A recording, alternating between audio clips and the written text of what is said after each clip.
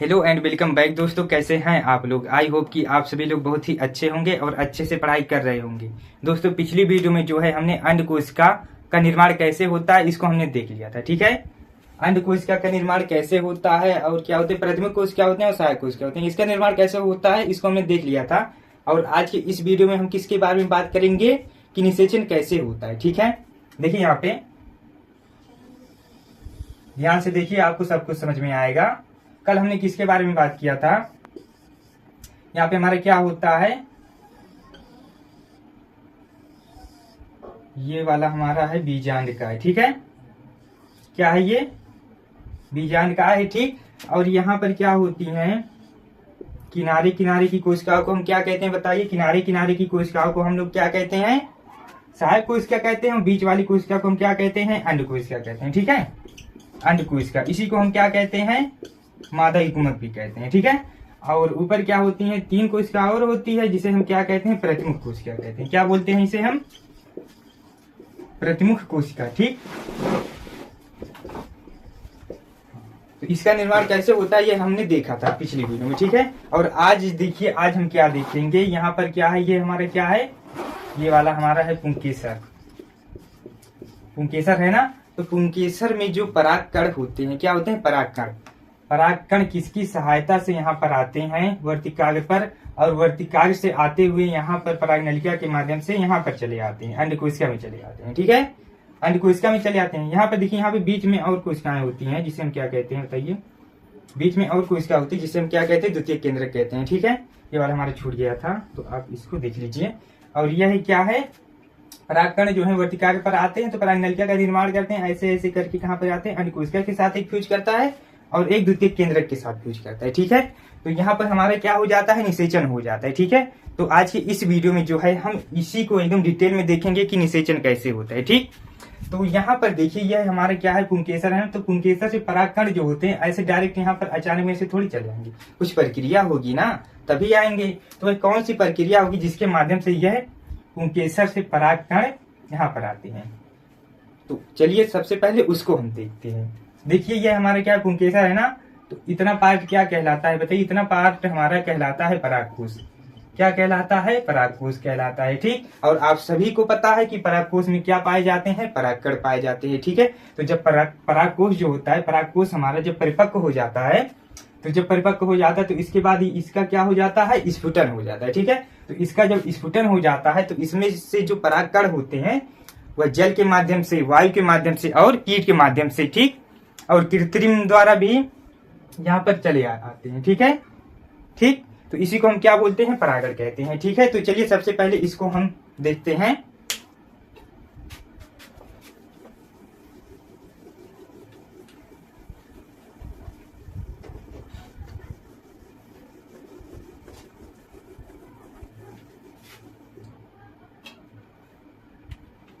देखिए हमारा क्या है, परागण है, ठीक। परागण, परागण में क्या होता है बताइए, परागण में क्या होता है, ऐसे था ना, अरे देख लीजिए आप लोग। ये क्या है, ये पुष्प है ना, तो इसमें क्या होते हैं, पुंकेसर होते हैं, ठीक। तो पुंकेसर से क्या आता है, परागकण आता है, ठीक। तो हम लोग क्या कहेंगे, परिपक्व परागकोश से इतना पार्ट क्या कहलाता है, परागकोश कहलाता है। टोटल क्या है, पुंकेसर है, ठीक है। तो हम लोग क्या कहेंगे, ये जब परागकोश जब परिपक्व हो जाता है, ठीक है, तो परिपक्व परागकोश से क्या निकलते हैं, परागकण निकलते हैं। परिपक्व परागकोश से परागकणों का निकल कर, ठीक है, यहाँ पर क्या होते हैं, परागकण होते हैं। जब ये फट जाता है, ठीक, जब ये फट जाता है तो यहाँ पर क्या आ जाता है, परागकण आ जाते हैं, ठीक। तो परिपक्व परागकोश से परागकणों का निकल कर पुष्प के वर्तिकाग्र पर, यह क्या कहलाता है, वर्तिकाग्र, ठीक। क्या है यह, वर्तिकाग्र।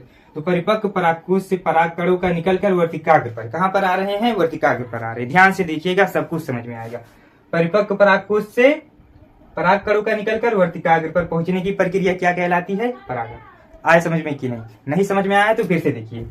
आपको रट्टा नहीं मारना है, आपको याद करते हुए नहीं चलना है, आपको सिर्फ समझते हुए चलना है, ठीक है। अब आप अगर समझ जाएंगे तो आपको सब चीजें एकदम आसानी से याद हो जाएंगी। देखिए ये क्या हमारा परागकोश है ना, तो परागकोश है। तो यहाँ पर क्या होता है, परिपक्व परागकोश से परागकणों का, यही तो परागकण है, परागकण। परिपक्व परागकोश से परागकणों का निकलकर वर्तिकाग्र पर आना क्या कहलाता है, परागण कहलाता है, ठीक है। तो यहाँ पे हम लिख देंगे परिपक्व परागकोश से परागकणों का निकलकर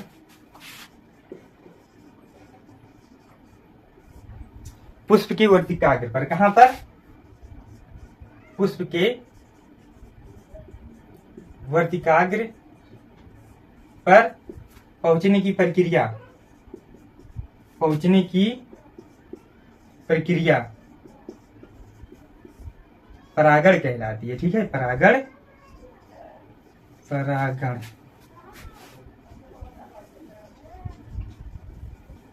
कहलाती है। ठीक है, तो इतना बात आ गया होगा समझ में सभी को। अब यहाँ पर देखिए, यह जो परागण हमारे होते हैं यह भी दो प्रकार के होते हैं। कितने प्रकार के होते हैं?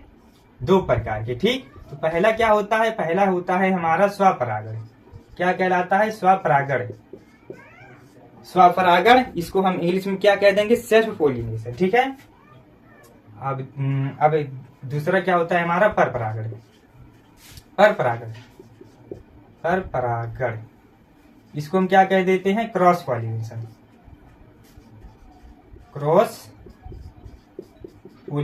ठीक है, क्रॉस पॉलिनेशन। और इसे हम क्या कहते हैं? Self pollination.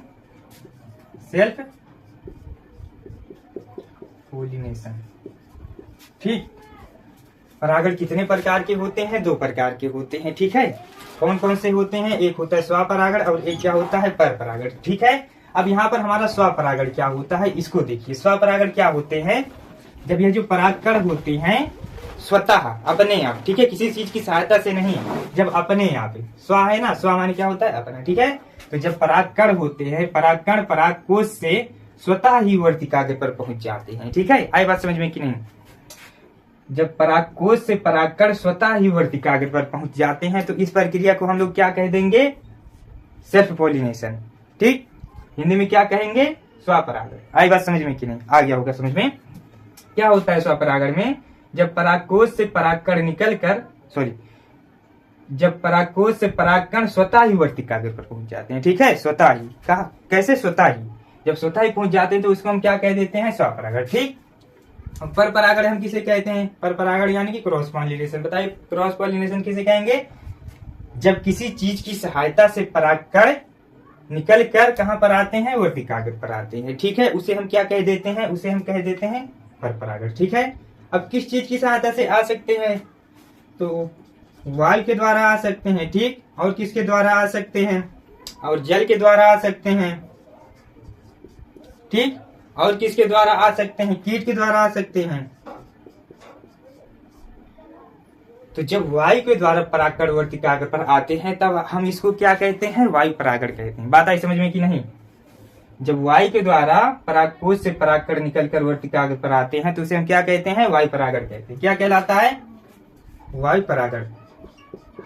ठीक, जब परागकण जो होते हैं वायु के द्वारा वर्तिकाग्र पर आते हैं उसे क्या कहते हैं? वायु परागण। जब जल के द्वारा आते हैं तो हम क्या कह देते हैं? जल परागण। ठीक है, और जब कीट के द्वारा आते हैं तब हम क्या कह देंगे? कीट परागण। ठीक, क्या कह देते हैं? कीट परागण।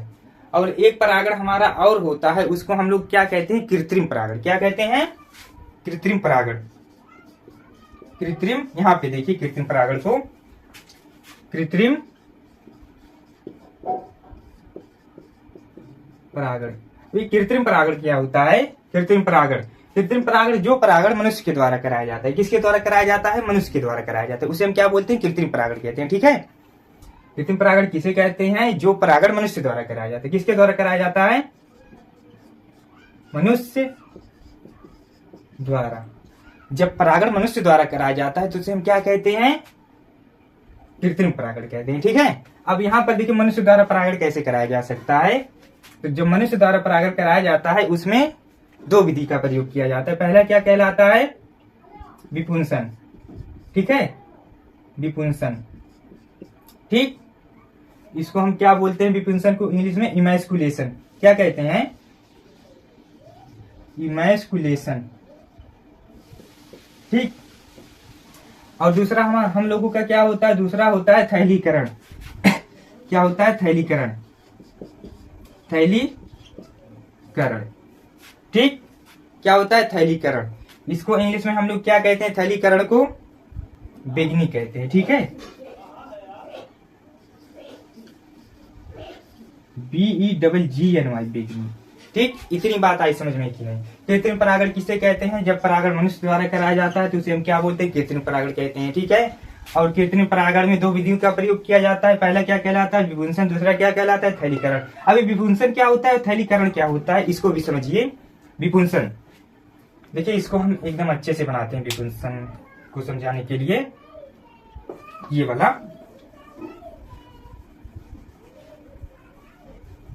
विपुंसन में क्या किया जाता है, देखिए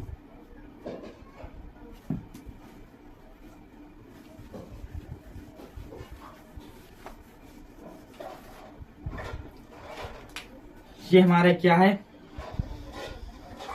पुष्प की संरचना है। ठीक, पुष्प की संरचना में क्या होता है, पुंकेसर होता है। तो यह जो पुंकेसर होता है, विपुंसन में सबसे पहले क्या किया जाता है, इस पुंकेसर को काट दिया जाता है। ठीक है,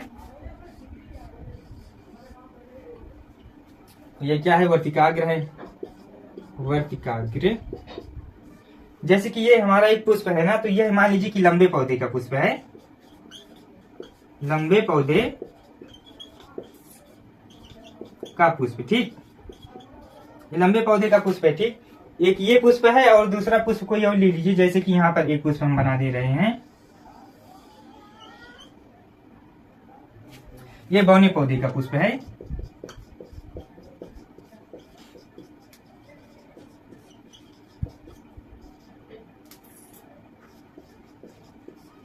क्या है, ये बौने पौधे का पुष्प है। ठीक है, तो बात को समझिएगा। तो यहाँ पर क्या होता है, जैसे कि ये हमारे क्या है, लंबे पौधे का पुष्प है ना, तो इसमें यह क्या है, पुंकेसर है ना। तो विपुंसन हम किसे कहते हैं, जब पुंकेसर को काट कर अलग कर दिया जाता है। ठीक है, जैसे कि यहाँ से हम क्या कर दिए हैं, इस पुंकेसर को काट कर अलग कर दिए हैं पुष्प से। ठीक, इसको भी यहाँ से काट कर अलग कर दिए हैं, तो यहाँ पर क्या हो गया है, विपुंसन हो गया है। ठीक है, जब पुंकेसर को काट कर अलग कर दिया जाता है तो वह प्रक्रिया क्या कहलाती है, विपुंसन कहलाती है। बात आई समझ में कि नहीं। यह प्रश्न ये भी बहुत फेमस प्रश्न है, विपुंसन। विपुंसन किसे कहते हैं पूछा जा सकता है। तो विपुंसन हम उसे कहते हैं जब पुंकेसर को पुष्प से काट कर अलग कर दिया जाता है, तो उसे हम क्या कहते हैं, विपुंसन कहते हैं। ठीक है, आई बात समझ में कि नहीं। अब थैलीकरण क्या होता है, थैलीकरण में हम लोग क्या करते हैं, यह जो वर्तिकाग्र है, वर्तिकाग्र को किसी चीज की सहायता से ऐसे ढक देते हैं। ठीक, क्या करते हैं, वर्तिकाग्र को किसी चीज की सहायता से ढक देते हैं। थैलीकरण किसे कहते हैं, जब वर्तिकाग्र को हम किसी चीज की सहायता से ढक देते हैं तो वह क्या कहलाता है, थैलीकरण कहलाता है। ठीक है, इतना आ गया होगा समझ में। ठीक, अब हम क्या करेंगे, जब इसको ढक देते हैं तो यह हमारा क्या है, बौने पौधे का पुष्प है ना, तो यह हमारा क्या है, इसमें तो पुंकेसर है ना, इसमें पुंकेसर है। तो इसमें जो पुंकेसर होते हैं, इसका जब परागपुष्प परिपक्व हो जाता है तो इसमें स्फुटन होगा। ठीक, इसमें जब स्फुटन होगा तो यह क्या होगा, यह फट जाएगा, जैसे कि यह यहाँ से फट गया। ठीक, तो जब यह यहाँ से फट जाएगा तो यह जो परागकण है इसे बाहर निकल जाएंगे। तो परागकण यहाँ से बाहर निकल गए ना, तो हम क्या करते हैं, ये जो मनुष्य होता है ना, मनुष्य किसी चीज की सहायता, जैसे कि चिमटी की सहायता से इस परागकण को पकड़ लेगा। ठीक है, और इस थैली को यहाँ से हटा देगा, फिर इसको लाकर यहाँ पर रख देगा वर्तिकाग्र पर। तो यहाँ पर मनुष्य द्वारा परागण हो गया कि नहीं, हो गया ना मनुष्य द्वारा परागण। तो यह परागण कहाँ आ गया, वर्तिकाग्र पर। ठीक, फिर वर्तिकाग्र से कहाँ पर आ जाएगा, बीजांड द्वार की सहायता से नहीं, रास्ते से, बीजांड द्वार के रास्ते से कहाँ पर आ जाएगा, अंडकोशिका में आ जाएगा। ठीक है, तो यहाँ पर क्या हो गया है, कृत्रिम परागण हो गया। ठीक है, इतना आया होगा समझ में। अगर कहीं पर भी कंफ्यूजन है तो तुरंत कमेंट कीजिए। ठीक है, इतनी बात समझ में की आई कि नहीं, आ गया होगा समझ में। तो यहाँ पे क्या है, कुछ नहीं, परागण है। ठीक है, परागण हम किसे कहते हैं, परिपक्व परागकोश से परागकणों का निकलकर मादा पुष्प के वर्तिकाग्र पर पहुंचने की प्रक्रिया क्या कहलाती है, परागण कहलाती है। क्या कहलाती है, परागण कहलाती है। ठीक, और परागण जो होते हैं कितने प्रकार के होते हैं, दो प्रकार के होते हैं। पहला क्या होता है, स्वपरागण, और दूसरा क्या होता है, परपरागण होता है। ठीक है, और स्वपरागण क्या होता है, जब स्वतः ही परागकण जो होते हैं वर्तिकाग्र पर पहुंच जाते हैं तो क्या कहलाता है, स्वपरागण कहलाता है। ठीक है, और दूसरा क्या होता है, परपरागण। ठीक, जब किसी चीज की सहायता से, जैसे कि जल के द्वारा हो गया, ठीक, और कीट के द्वारा, और क्या हो गया, और हमारा हो गया वायु के द्वारा। ठीक है, तो जब इसकी सहायता से क्या होते हैं, परागकण परागकोश से निकलकर कहाँ से पहुंचते हैं, वर्तिकाग्र पर पहुंचते हैं। ठीक है, तो जब वर्तिकाग्र पर पहुंच जाते हैं तो यहाँ पर क्या हो गया है, पर परागण हो गया। किसी चीज की सहायता से पहुंच रहे हैं ना, तो जब किसी चीज की सहायता से पहुंचते हैं तो वहां पर क्या हो जाता है, पर परागण हो जाता है। ठीक है। और एक हमारा क्या होता है, कृत्रिम परागण होता है। कृत्रिम परागण जो होता है मनुष्य द्वारा कराया जाता है। ठीक है। कृत्रिम परागण में 2 विधियों का प्रयोग किया जाता है। पहला क्या होता है, विभूषण, दूसरा क्या होता है, थैलीकरण। विभूषण क्या होता है, जब हम पुष्प से पुंकेसर को काट कर अलग कर देते हैं तो ये प्रक्रिया क्या कहलाती है, विभूषण। थैलीकरण क्या होता है, थैलीकरण में हम क्या करते हैं, वर्तिकाग्र किसी चीज की सहायता से ढक देते हैं। ठीक है। और क्या करते हैं, तो जब बौने पौधे का पुष्प होता है, बौने पौधे के पुष्प का परागकोश जो होता है, परागकोश जब परिपक्व हो जाता है तो यहाँ से क्या होता है, ये परागकण निकलकर ऐसे डायरेक्ट नहीं जाएगा ना, तो मनुष्य जो होता है चिमटी की सहायता से यहाँ से पकड़कर इस वर्तिकाग्र पर लाकर इस थैली को हटा के यहाँ पे लाके रख देंगे, तो यहाँ पर क्या हो जाएगा बताइए, यहाँ पे हमारा क्या हो जाता है, कृत्रिम परागण हो जाता है। ठीक है। तो वीडियो को लंबा ना करते हुए आज की वीडियो में इतना ही रखते हैं, क्योंकि वीडियो को अपलोड करने में बहुत ज्यादा एमबी लगता है, तो थोड़ा थोड़ा हम लोग पढ़ेंगे, लेकिन एकदम अच्छे से पढ़ेंगे। ठीक है। और आपको अगर कहीं पर कुछ कंफ्यूजन हो रहा है तो तुरंत बताइएगा, कमेंट जरूर कर दीजिएगा। ठीक है। तो चलिए आज की वीडियो में हम लोग बस इतना ही रखते हैं। अगली वीडियो में हमारा एक टॉपिक और बचा है, परागण स्त्रीकेसर संकर्षण या निषेचन। क्या बचा है, परागण स्त्रीकेसर संकर्षण या निषेचन। इसको जो है हम कल कवर कर देंगे। ठीक है। तो यह चैप्टर हमारा पूरी तरीके से खत्म हो जाएगा। ठीक। तो चलिए आज की वीडियो में बस इतना ही रखते हैं। तब तक के लिए आप चाहे जहां पर भी हो, stay motivated, stay connected, keep growing, keep working.